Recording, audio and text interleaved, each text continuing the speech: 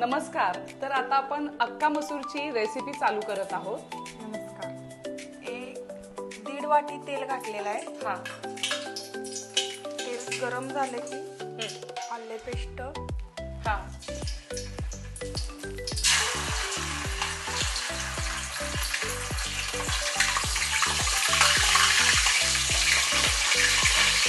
आणि आता कांदा. हा. याचं प्रमाण कसं घ्यायचं? याचं प्रमाण पावशेर मसूरसाठी आपण 1 किलो कांदा वापरायचा आहे. ओके. हा. अच्छा. 1 किलोसाठी 4 किलो कांदा वापरायचा. अच्छा.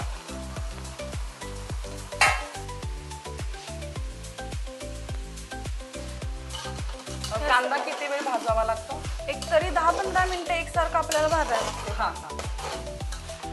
कांदा चांगला भाजायचा. हा. सोनेरी रंग येतो. आणि आता घेतलेले मसूर हे उकडावे लागत नाहीत का? नाही, डायरेक्ट असेच टाकायचे. उकडायचे नाही, भिजवायचे नाही, उकडायचे.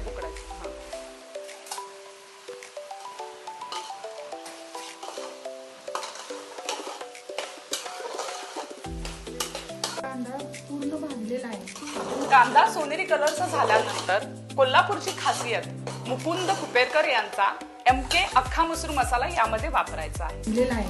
हा मसाल्यामध्ये आपल्याला दुसरं काही घालायचं नाही. चटणी, मीठ, बुक्का वगैरे काही वापरायचं नाही. हा मसाला मिळणार. अच्छा, म्हणजे यामध्ये सगळेच इन्ग्रेडियंट्स घातलेले आहेत. मसाला टाकल्यानंतर 5 मिनिटं मसाला भाजले. मसाला भाजल्यानंतर हा गिरवी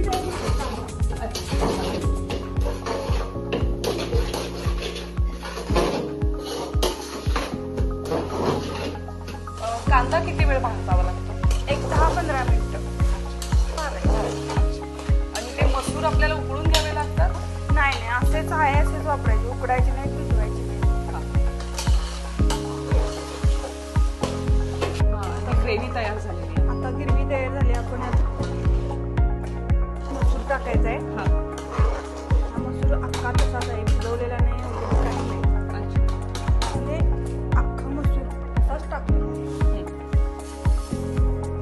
हा पावशेर मसूर वापरलेला आहे याला. पावशेर.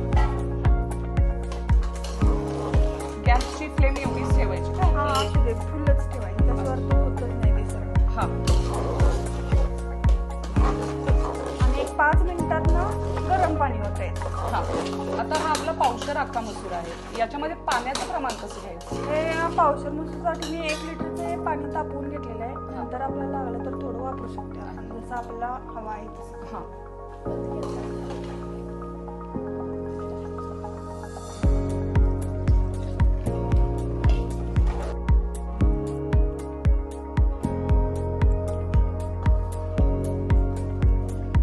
तर आता हा झाला आपला कोल्हापुरी खासियत MK अख्खा मसूर मसाल्याचा मसूर तयार. झणझणीत नाद खोळा. तर हा तयार आहे आपला कोल्हापूरचा प्रसिद्ध असा मुकुंद कुपेकर यांचा अख्खा मसूर मसाल्यापासून तयार झालेला अख्खा मसूर.